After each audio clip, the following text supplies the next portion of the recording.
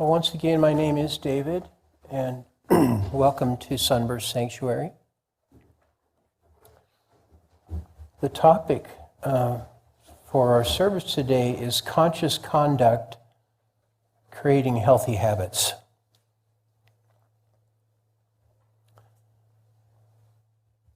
And I remembered a story that I heard a few years ago.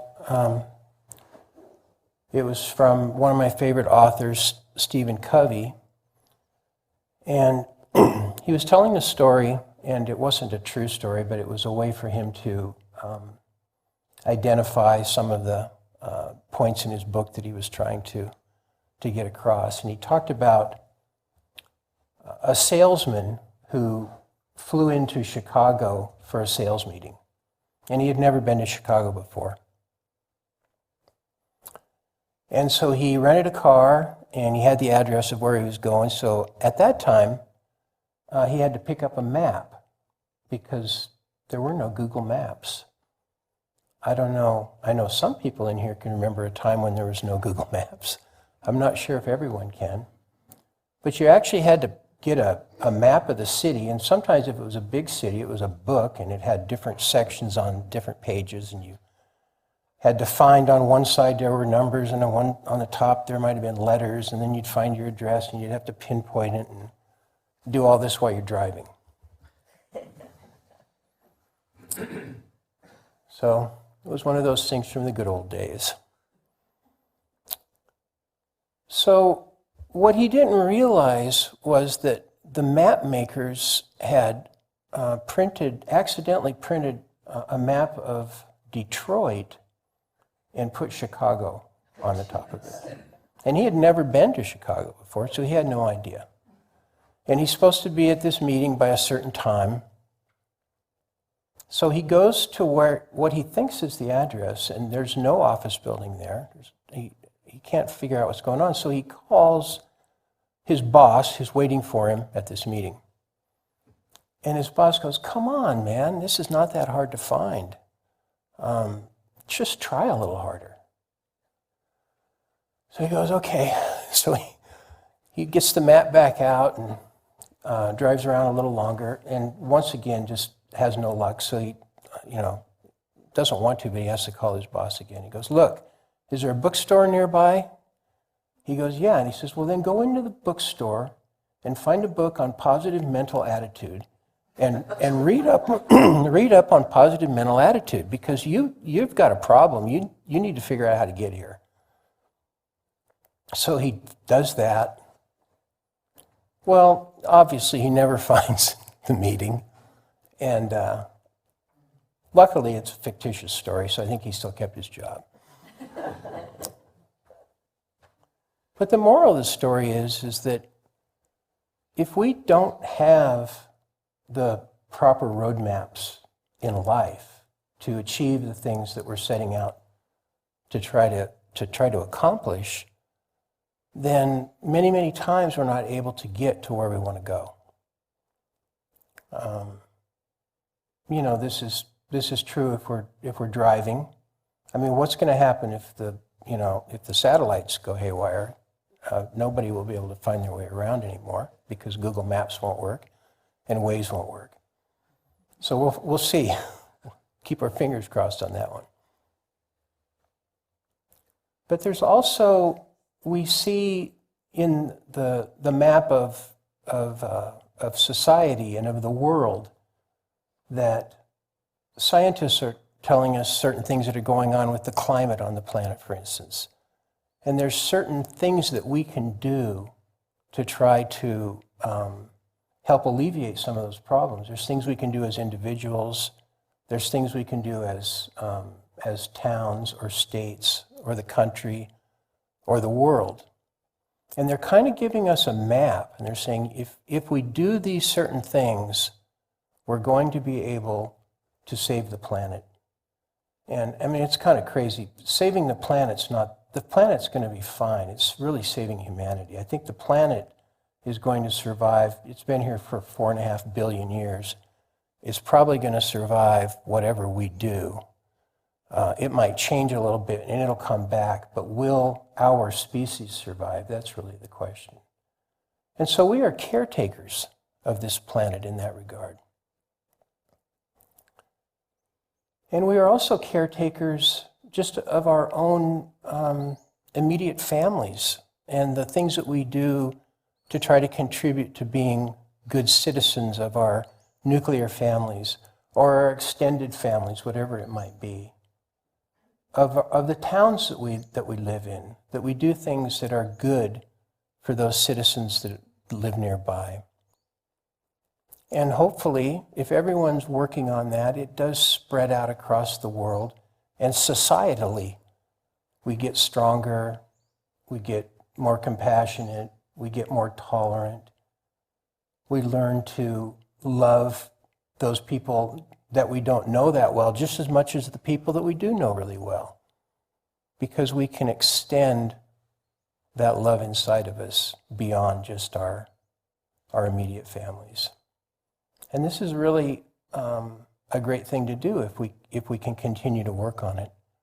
And on the planet, there seems to be an evolution of consciousness that is heading in that direction, where people are looking at the world more as a whole and not just necessarily as their own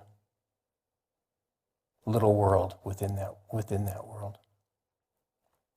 But we have a long way to go.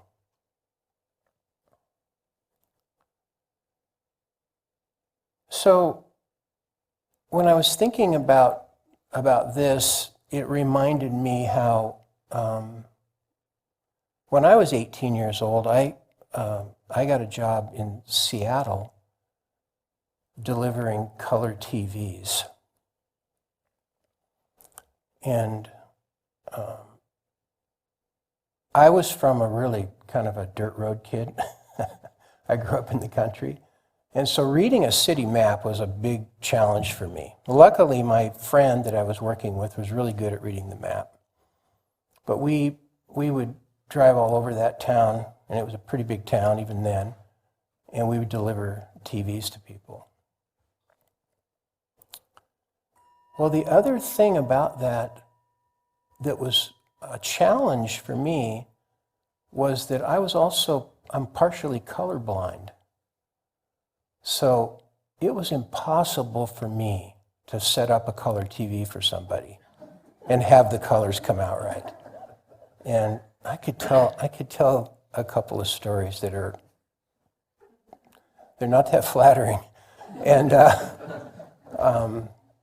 would be almost like a Saturday Night Live skit, probably. Anyway, that's another story. But again, for me to try to excel in that field, I didn't have the proper internal roadmap to do that. I just didn't. I would never be good at delivering TVs and setting up the color for people and having them satisfied with it. Now, I think they do make glasses for people that are colorblind, so you can see the colors, but at this point, I'm not even sure I'd recognize what they were. So, anyway, we have to have a proper roadmap, an internal proper roadmap. And our subject today, conscious conduct, it's one of the 8 paths of conscious living that we have here at Sunburst. And back in the early days of Sunburst, the founder, Norman Paulson, who, by the way, was a direct disciple of Paramahansa Yogananda, who Al mentioned earlier, had written that chant that we were singing. And Paramahansa Yogananda wrote the book Autobiography of a Yogi, and he came from India to the West in 1920 to bring meditation to the West and specifically to America. And Norm was able to live with him for about 5 years in the late 40s and early 50s. And Norm had his own enlightening experiences that led him to start Sunburst. And so in the beginning of Sunburst, it was really Norm and a bunch of hippies who were looking for an alternative lifestyle. and who were being drawn magnetically to Santa Barbara and to Norm, because Norm had this gift of teaching people how to meditate. And I won't say everybody was a hippie, but there were a lot of hippies. It was that time in our country when that generation was out looking for new answers. They weren't satisfied with the way things had been going societally. And Norm had a whole new way of looking at a direction that we could go in a positive way. And if you read the history of Sunburst, you'll see some pretty incredible things that we're able to accomplish in the past. One of the things that we've been able to do, which is pretty incredible, I believe, is that we're still here after 54 years. And there were a lot of communities that have come and gone in that amount of time. But the thing that held us together were the things that got established in the beginning that gave us a roadmap for Sunburst to be successful and for the people within Sunburst to be successful. And one of the pieces of that roadmap were these 8 paths of conscious living. And I was just going to read through them real quick. The 8 paths are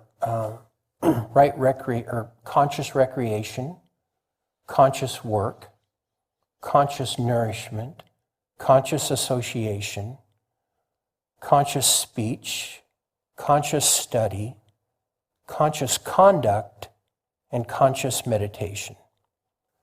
If you practice the teachings that have been brought here and disseminated at Sunburst, these conscious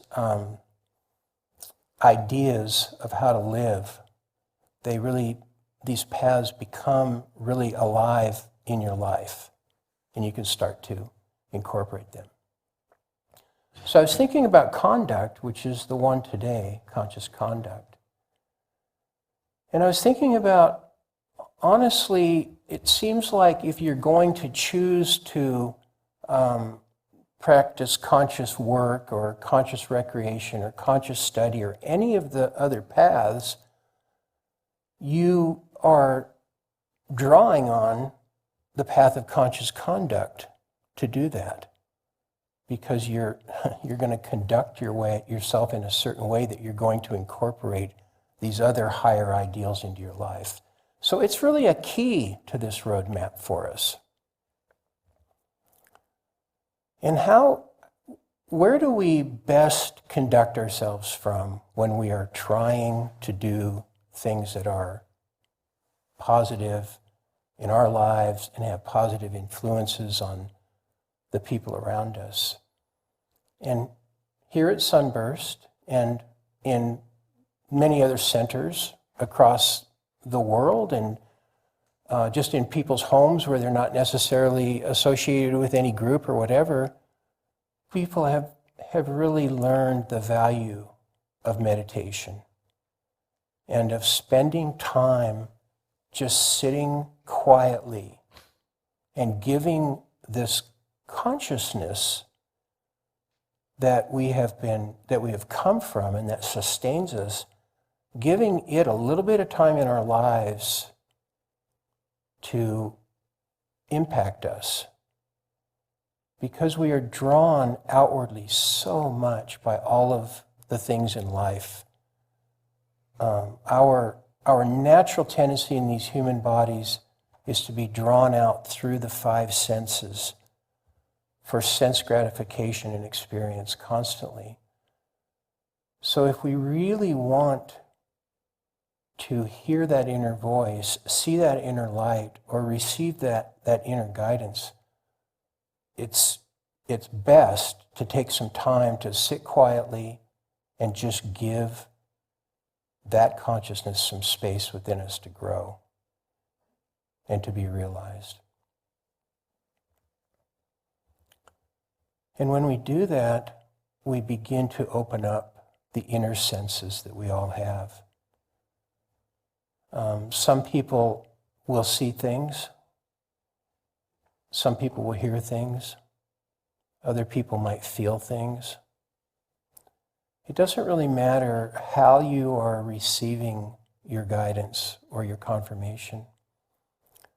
Or honestly, even if you're not seeing, hearing, feeling anything, if you are just finding through the practice of meditation that you're getting more peace in your life, and you have an expanded awareness and love for everyone around you, well, that is a fruit of meditation.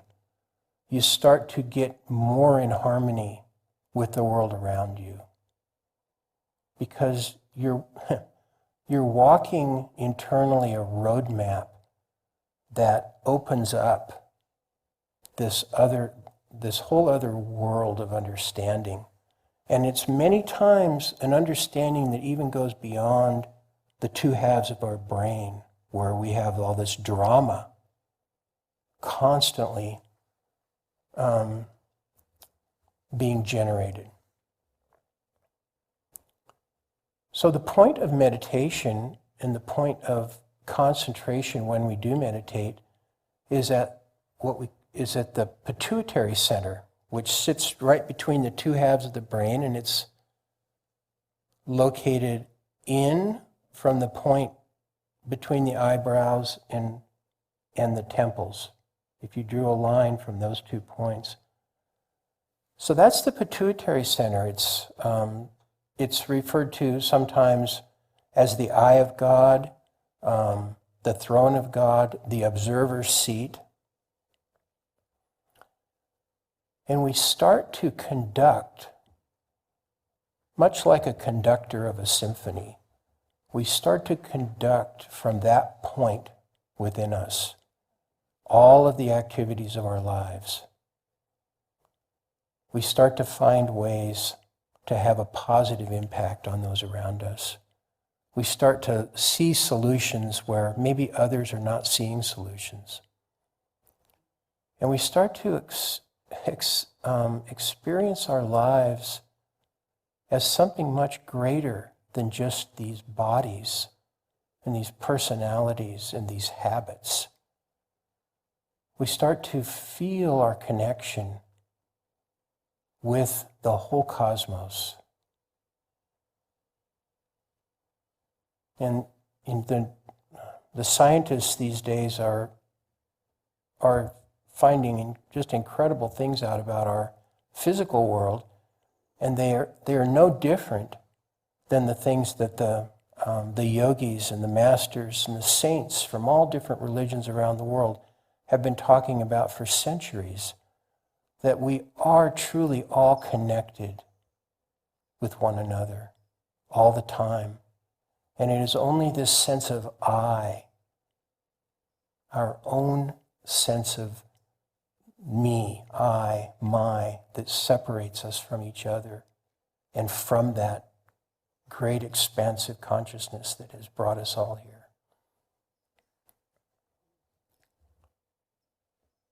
So we can find our way back to that kind of connection and to our place in that vibratory field of energy that is God consciousness, that is always present. It is present everywhere all the time.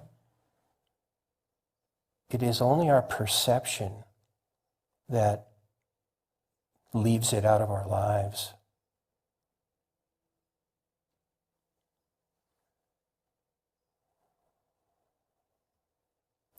So I think we all know in our hearts when we have a choice before us,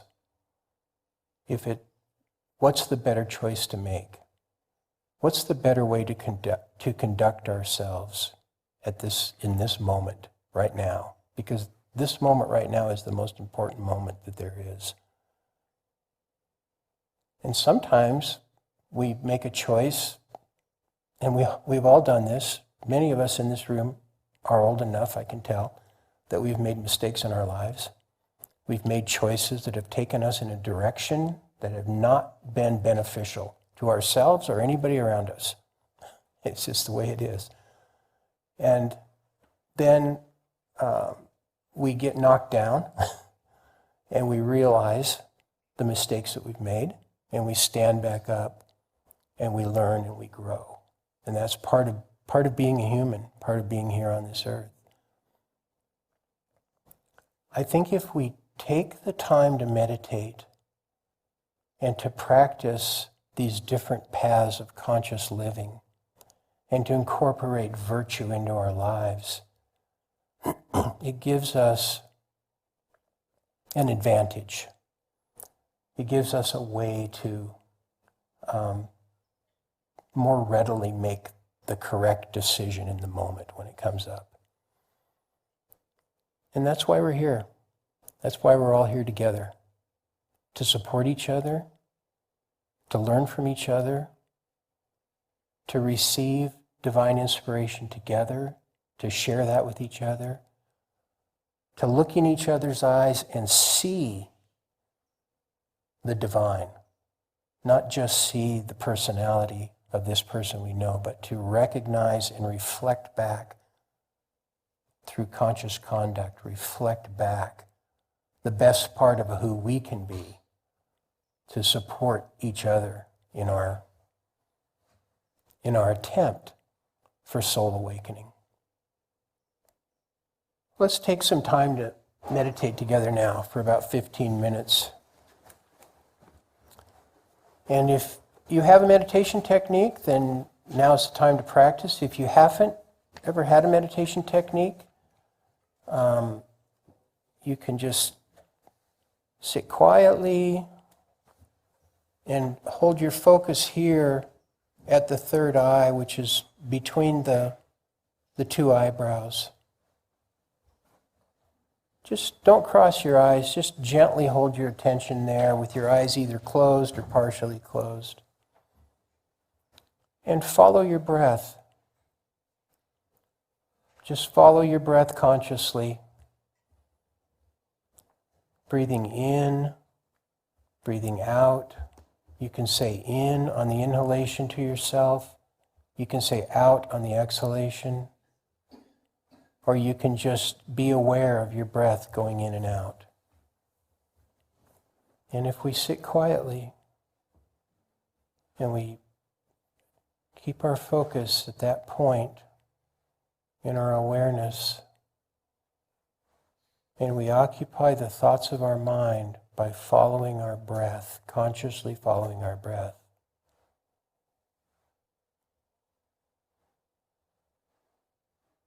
we will be inviting this divine consciousness to commune with us together. Patty will lead us into silent meditation with the bowls.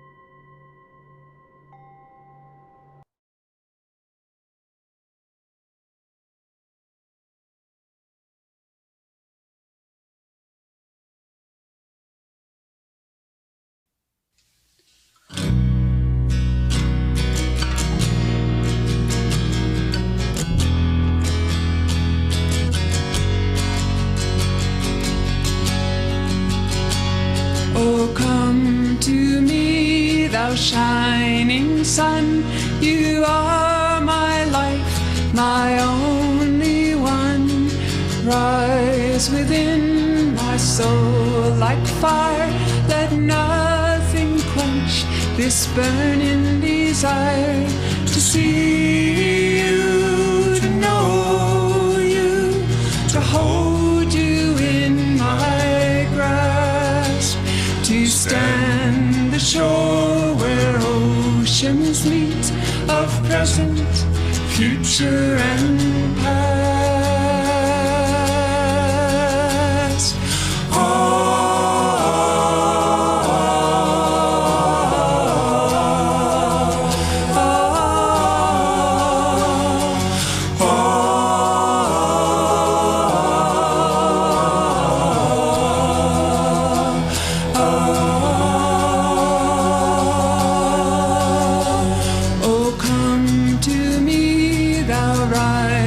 Sun, in still of night, thy will be done. Let all the children sing, let all the heavens sing.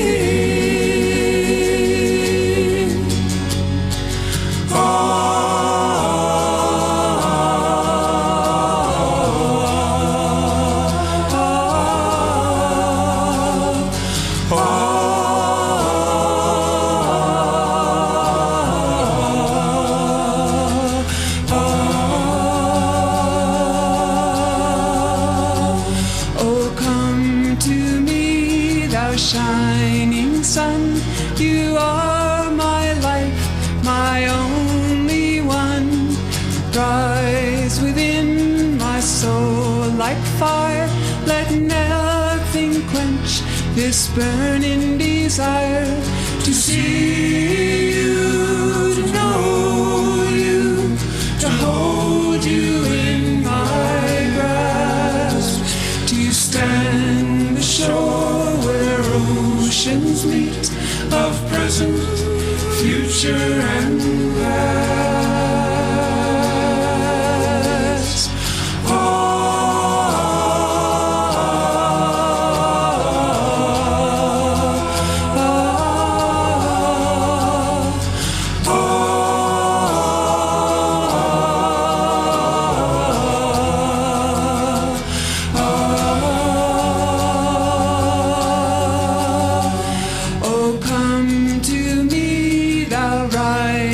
Sun, in still of night, thy will be done.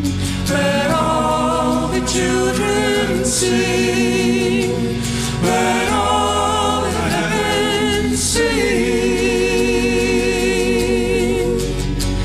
let all the children sing.